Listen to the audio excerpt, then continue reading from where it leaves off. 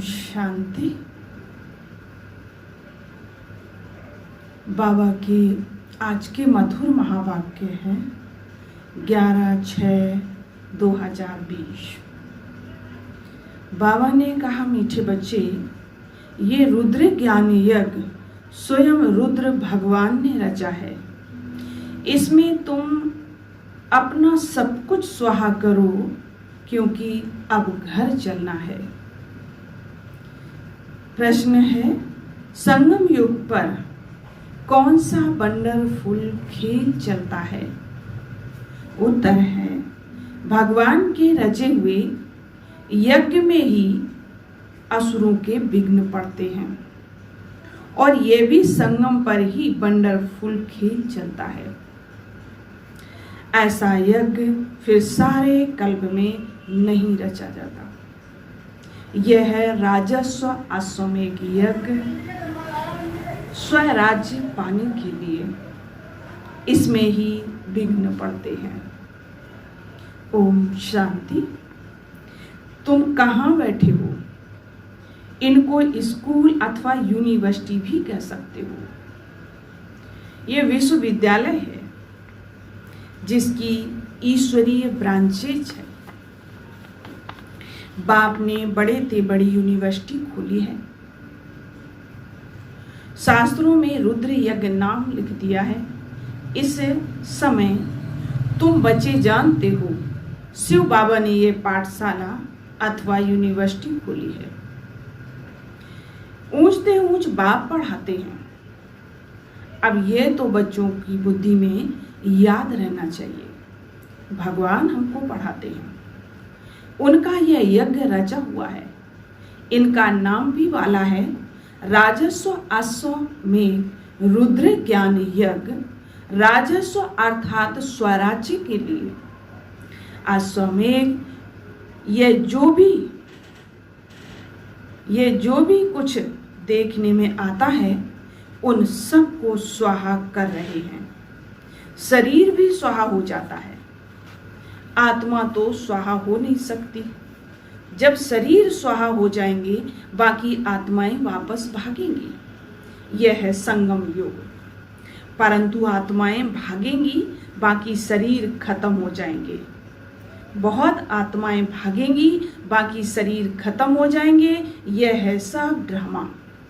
तुम ड्रामा के बस चल रहे हो। बाप कहते हैं, हमने राजस्व यज्ञ रचा है, और ये भी ड्रामा प्लान अनुसार रचा गया है। ऐसे नहीं कहेंगे कि मैंने यज्ञ रचा। ड्रामा प्लान अनुसार तुम बच्चों को पढ़ाने के लिए कल्प पहले मुआफिक ज्ञान यज्ञ रचा गया है। मैंने यज्ञ रचा है, यह भी अर्थ नहीं निकलता। ड्रामा प्लान अनुसार रचा गया, कल्प कल्प रचा जाता है। यह ड्रामा बना हुआ है ना, तो ड्रामा प्लान अनुसार एक ही बार यज्ञ रचा जाता है। यह कोई नई बात नहीं है। अभी बुद्धि में बैठा है, बरोबर 5000 वर्ष पहले भी सतयुग था। अब चक्कर फिर रिपीट हो रहा है। फिर से नई दुनिया स्थापन हो रही है। तुम नई दुनिया में स्वराज्य पाने के लिए पढ़ रहे हो। पवित्र भी जरूर बनना है। बनते भी वही हैं जो ड्रामा अनुसार कल्प पहले बने थे, अभी भी बनेंगे। साक्षी हो ड्रामा को देखना होता है, और फिर पुरुषार्थ भी करना होता है। बच्चों को मार्ग भी बताना है। मुख्य बात है पवित्रता की। मुख्य बात है पवित्रता की। बाप को बुलाते ही हैं कि आओ पवित्र बनाकर हमको इस छीछी दुनिया से ले जाओ। बाप आए ही हैं घर ले चलने के लिए। बच्चों को पॉइंट तो बहुत दी जाती है। मुख्य फिर भी बाप कहते हैं मन मना भाव। पावन बनने के लिए बाप को याद करते हैं, यह भूलना नहीं चाहिए। तो जितना याद करेंगे उतना फायदा होगा। चार्ट रखना चाहिए, नहीं तो फिर पिछाड़ी में फेल हो जाएंगे। बच्चे समझते हैं हम ही सतो प्रधान थे। नंबरवार पुरुषार्थ अनुसार जो ऊंच बनते हैं उनको मेहनत भी जास्ती करनी पड़ेगी, याद में रहना पड़ेगा। यह तो समझते हो, बाकी थोड़ा समय है, फिर सुख के दिन आने हैं, बरोबर हमारे अथाह सुख के दिन आने हैं। एक बाप एक ही बार आते, दुख धाम खलास कर अपने सुख धाम ले चलते। तुम बच्चे जानते हो, अभी हम ईश्वरीय परिवार में हैं, फिर दैवी परिवार में जाएंगे। इस समय का ही गायन है, यह संगम ही पुरुषोत्तम ऊंच बनने का युग है। तुम बच्चे जानते हो, हमको बेहद का बाप पढ़ा रहे हैं, फिर आगे चल सन्यासी लोग भी मानेंगे। अब ये भी समय आएगा ना, अभी तुम्हारा प्रभाव इतना नहीं निकल सकता, अभी राजधानी स्थापन हो रही है, टाइम पड़ा है। पिछाड़ी में ये सन्यासी आज भी आकर समझेंगे सृष्टि का चक्र कैसे फिरता है, यह नॉलेज कोई में है नहीं। यह भी बच्चे जानते हैं पवित्रता पर कितने विघ्न पड़ते हैं, अबलाओं पर अत्याचार होते हैं। द्रौपदी ने पुकारा है ना, तो वास्तव में तुम सब द्रौपदियां हो, सीताएं पार्वतियां हो। याद में रहने से अबलाएं कुब्जाएं भी बाप से वर्षा पा लेती हैं, याद में तो रह सकती है ना। भगवान ने आकर यज्ञ रचा, इसमें कितने विघ्न पड़ते हैं, अभी भी विघ्न पड़ते रहते। कन्याओं को जबरदस्ती शादी कराते, नहीं तो मार कर निकाल देते हैं, इसलिए पुकारती हैं पतित पावन आओ। तो जरूर उनको रथ चाहिए जिसमें आकर पावन बनाए। गंगा के पानी से पावन नहीं बनेंगे, बाप ही आकर के पावन बनाए, पावन दुनिया का मालिक बनाते हैं। तुम देखते हो इस पतित दुनिया का विनाश सामने खड़ा है, क्यों ना बाबा का बन जाएं, स्वाहा हो जाएं। पूछते हैं स्वाहा कैसे हो, ट्रांसफर कैसे करें। बाबा कहते बच्चे तुम इस साकार बाबा को देखते हो ना, ये खुद करके सिखा रहे हैं। जैसे कर्म हम करेंगे, हमको देख और करेंगे। तो बाबा ने इनमें प्रवेश कराया ना, सारा यज्ञ में स्वाहा कर दिया। स्वाहा होने में कोई तकलीफ ही थोड़ी होती। यह ना बहुत साहूकार और ना गरीब था, साधारण था। यज्ञ रचा जाता है तो उसमें खान पान की सब सामग्री चाहिए ना। यह है ईश्वरीय यज्ञ। ईश्वर ने आकर के इस यज्ञ की स्थापना की है, अब तुमको पढ़ाते हैं। इस यज्ञ की महिमा बहुत भारी है। ईश्वरीय यज्ञ से ही तुम्हारा शरीर निर्वाह होता है, और जो अपने को अर्पणम समझते हैं, हम ट्रस्टी हैं, यह सब कुछ ईश्वर का है। हम शिव बाबा के यज्ञ से भोजन खाते हैं, यह समझ की बात है ना। यहाँ तो नहीं सबको आकर बैठना है। इनका सैंपल तो देखा ना, कैसे सब कुछ स्वाहा किया। बाबा कहते हैं जैसे कर्म यह करता है, इनको देख औरों को भी आया। बहुत ही स्वाहा हुए। अब जो हुए वह अपना वर्षा लेते हैं। बुद्धि में भी समझा जाता है आत्मा तो चली जाएगी, बाकी शरीर सब खत्म हो जाएंगे। ये बेहद का यज्ञ है, इसमें सब स्वाहा होंगे। तुम बच्चों को समझाया जाता है कैसे बुद्धि से स्वाहा हो, नष्टो मोहा हो जाओ। ये भी जानते हो ये सारी सामग्री खाक हो जानी है। इतना बड़ा यज्ञ है, वहां फिर कोई यज्ञ नहीं रचा जाता, ना कोई उपद्रव होते हैं। ये सब जो भक्ति मार्ग के अनेक यज्ञ हैं, वह सब खत्म हो जाते हैं। ज्ञान सागर एक ही भगवान है, वही मनुष्य सृष्टि का बीज रूप सत्य चैतन्य है। शरीर तो जड़ है, आत्मा ही चैतन्य है। वह ज्ञान सागर, तुम बच्चों को ज्ञान सागर बैठ पढ़ाते हैं। वह सिर्फ गाते रहते हैं और तुमको बाबा सारा ज्ञान सुना रहे हैं। ज्ञान कोई बहुत तो नहीं है। बर्ड का चक्कर कैसे फिरता है, यह सिर्फ समझाना है। यहाँ बाप तुमको खुद पढ़ा रहे हैं, कहते भी हैं साधारण तन में प्रवेश करता हूँ। भागीरथ भी साहूकार है, जरूर मनुष्य हुई होगा जिसमें बाप आएगा। उनको एक ही नाम चला आता है, शिव, और सबके नाम बदलते हैं, इनका नाम नहीं बदलता है। बाकी भक्ति में अनेक नाम रख दिए हैं, यहाँ तो है ही शिव बाबा। शिव कल्याणकारी कहा जाता है। भगवान ही आकर के नई दुनिया स्वर्ग स्थापन करते हैं तो कल्याणकारी ठहराना। तुम जानते हो भारत में स्वर्ग था, अभी नरक है, फिर स्वर्ग जरूर होगा। इनको कहा जाता है पुरुषोत्तम संगम युग, जबकि बाप खिवैया बन तुमको इस पार से उस पार ले जाते हैं। यह है पुरानी दुख की दुनिया, फिर जरूर नई दुनिया होगी, ड्रामा अनुसार जिसके लिए तुम अभी पुरुषार्थ करते हो। बाप की याद ही घड़ी घड़ी भूल जाती है, इसमें मेहनत। बाकी तुमसे जो भी कर्म हुए उनको सजा कर्म भोग के रूप में भोगनी ही पड़ती है। कर्म भोग अंत तक भोगना ही है, उसमें माफी नहीं मिल सकती। ऐसे नहीं बाबा क्षमा करो, कुछ भी नहीं। ड्रामा अनुसार सब होता है, क्षमा आदि होती ही नहीं। हिसाब किताब चुकतू करना ही है। तमो प्रधान से सतो प्रधान बनना है, इसके लिए श्रीमत भी मिलती है। श्री श्री शिव बाबा की श्रीमत से तुम भी श्री बनते हो। ऊंचते ऊंच बात तुमको ऊंच बनाते हैं, तुम अभी बन रहे हो।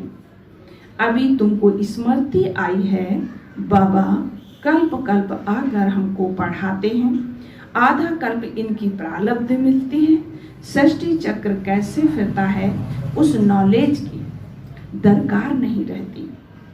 कल्प कल्प एक ही बार आकर बतलाते हैं कि यह सृष्टि चक्र कैसे फिरता है।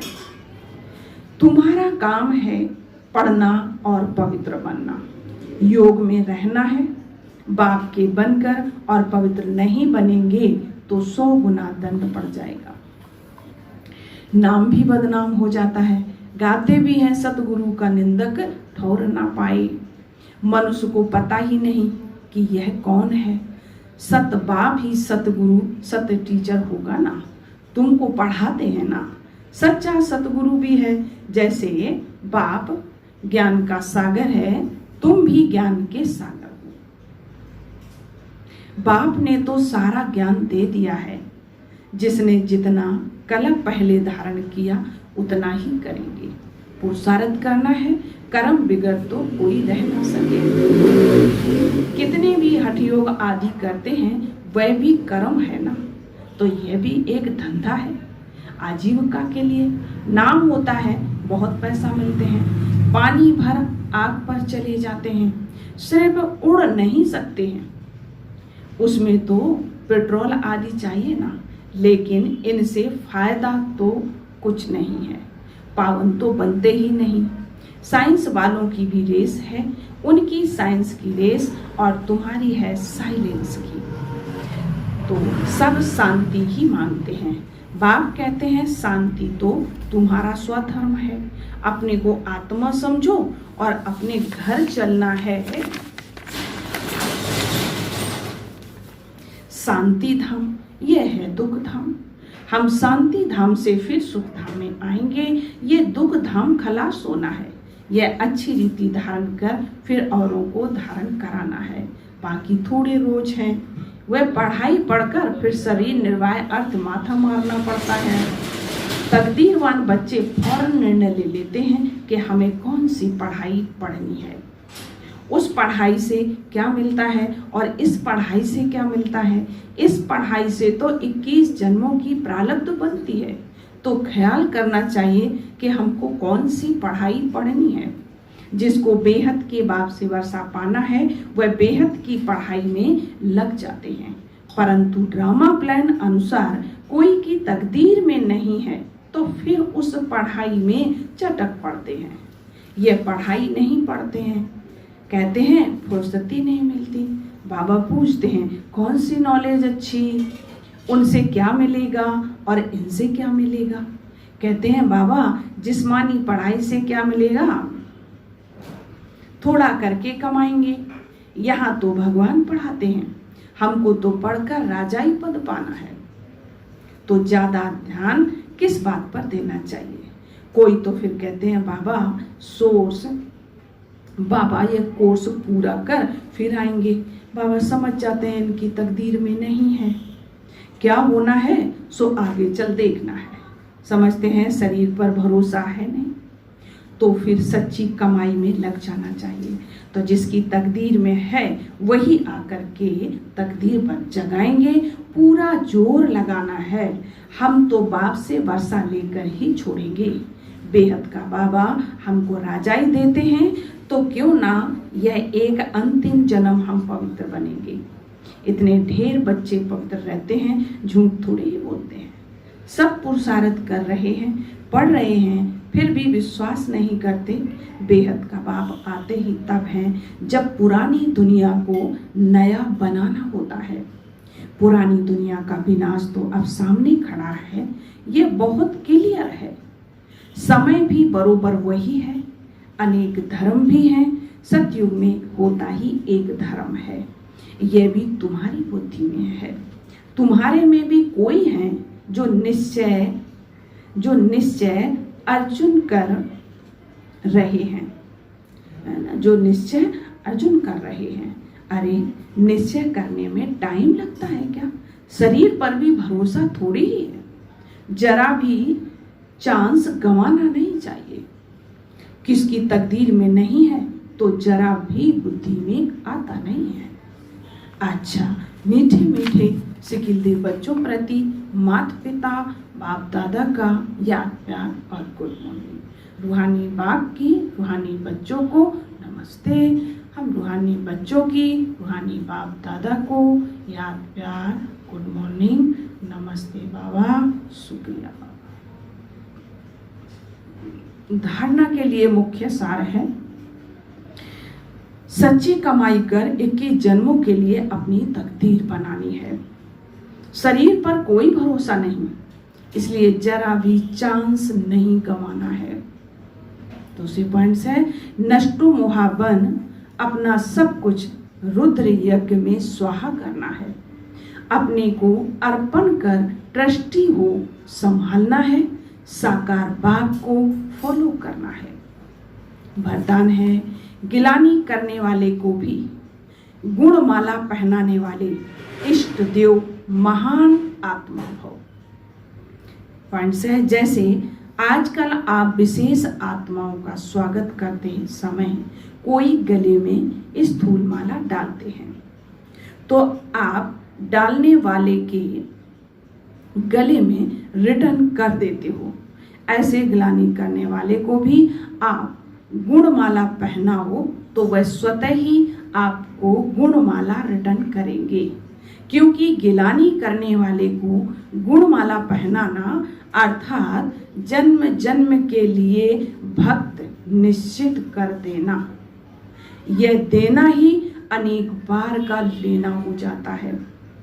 यही विशेषता इष्ट देव महान आत्मा बना देती है। स्लोगन है, अपनी मनसा वृत्ति सदा अच्छी पावरफुल बनाओ तो खराब भी अच्छा हो जाएगा। अपनी मनसा वृत्ति सदा अच्छी पावरफुल बनाओ तो खराब भी अच्छा हो जाएगा। अच्छा, ओम शांति।